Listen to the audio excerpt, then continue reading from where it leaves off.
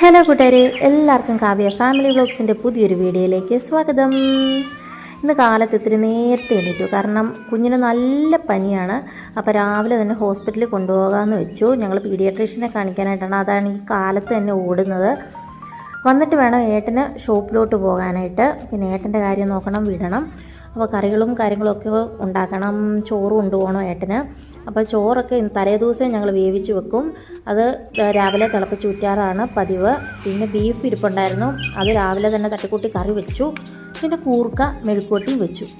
പിന്നെ ഒരു അച്ചാറും ഉണ്ടെങ്കിൽ ഏട്ടന് കൊണ്ടുപോകാനുള്ള കാര്യം റെഡിയാവും, ഏട്ടൻ്റെ കാര്യം റെഡിയാവും. അപ്പോൾ ഞങ്ങൾ കാലത്ത് തന്നെ ഞങ്ങൾ വിട്ടു, വടക്കഞ്ചേരിക്ക് വിട്ടു. അവിടെ ചെന്നപ്പോൾ കുറച്ച് പോസ്റ്റ് അടിച്ചിരിക്കേണ്ടി വന്നാലും ഡോക്ടർ വേഗം തന്നെ എത്തി. കുഞ്ഞുങ്ങൾക്കൊക്കെ വയ്യാണ്ടായി കഴിഞ്ഞാൽ പിന്നെ എന്താ ചെയ്യുക? ഇനി മണിക്കുട്ടൻ്റെ പനി മാറുമ്പോഴത്തേന് അടുത്ത എൻ്റെ പനി തുടങ്ങും. കാരണം കുഞ്ഞുങ്ങൾക്ക് എപ്പോൾ പനി അല്ലെ ജലദോഷം എന്ത് കാര്യം വന്നാലും വേഗം തന്നെ അമ്മമാർക്കും പിടിപെടും. അങ്ങനെ ആ പരിപാടിയെല്ലാം കഴിഞ്ഞ് ഞങ്ങൾ വേഗം വന്ന് ദോശ ചുട്ടു. ദോശയും ബീഫും കൂടിയാണ് ഏട്ടനും കൊടുക്കാണ്ട് പോകുന്നത്. വേറെ കറികളൊന്നും വെച്ചില്ല. അമ്മ വെട്ടാനായിട്ട് പോയി. അമ്മ വെട്ടുന്നുണ്ട്, നമ്മുടെ തൊടിയിൽ വെട്ടുന്ന അമ്മയാണ്. അപ്പോൾ അമ്മ അങ്ങോട്ട് പോയി. കാലത്ത് പിന്നെ വേറെ ചട്നി അരയ്ക്കാനോ സാമ്പാർ വെക്കാനോ ഒന്നുമില്ല. അപ്പോൾ ഇതും കൊണ്ടൊക്കെ എല്ലാവരും അഡ്ജസ്റ്റ് ചെയ്യണം. അങ്ങനെ ഏട്ടനെ വിടേണ്ട പരിപാടികളൊക്കെ ഏകദേശം റെഡിയായി കഴിഞ്ഞു. വേറെ കാര്യങ്ങളൊന്നുമില്ല. ഇനി ചോറും പൊതിയൊക്കെ പൊതിഞ്ഞ് അങ്ങ് കൊടുത്തു വിട്ടാൽ മതി.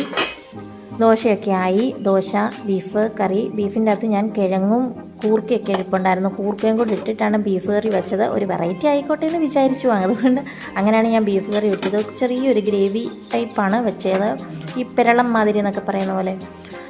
പിന്നെ ചായയും കൂട്ടി ഏട്ടൻ്റെ കാലത്തെ ബ്രേക്ക്ഫാസ്റ്റിൻ്റെ പരിപാടി എല്ലാം കഴിഞ്ഞു.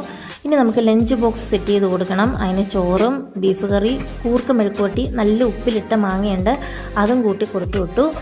അപ്പോൾ ബീഫ് കറിക്കകത്ത് ഞാൻ മുമ്പേ പറഞ്ഞ പോലെ തന്നെ കൂർക്കയും കിഴങ്ങും എല്ലാം ഇട്ടിട്ടുണ്ട്. നല്ല ടേസ്റ്റാണ്, നല്ല പെരളം മാതിരിയൊക്കെ വെക്കുമ്പോൾ തന്നെ. എനിക്ക് വേണ്ടൊക്കെ കൂർക്ക വലിയ ഇഷ്ടമാണ്. ഞങ്ങൾ ഏത് കറിക്കകത്ത് ഇട്ടാലും ഞങ്ങൾ തിന്നോളൂ, വലിയ ഇഷ്ടമാണ്. പിന്നെ ഉപ്പിലിട്ട മാങ്ങ, ഇതുപോലെ നീളത്തിലരിഞ്ഞ് ഉപ്പിലിട്ട് വെച്ചാൽ എന്താ ടേസ്റ്റ് എന്നറിയാവോ?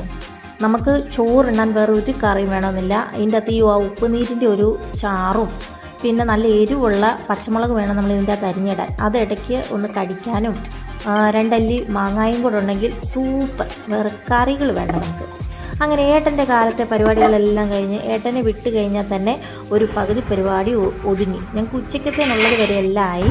അപ്പോൾ ഇന്നൊരു കൊച്ചു വെടിയായിരുന്നു. എല്ലാവർക്കും ഇഷ്ടപ്പെട്ടെങ്കിൽ tata bye bye, see U.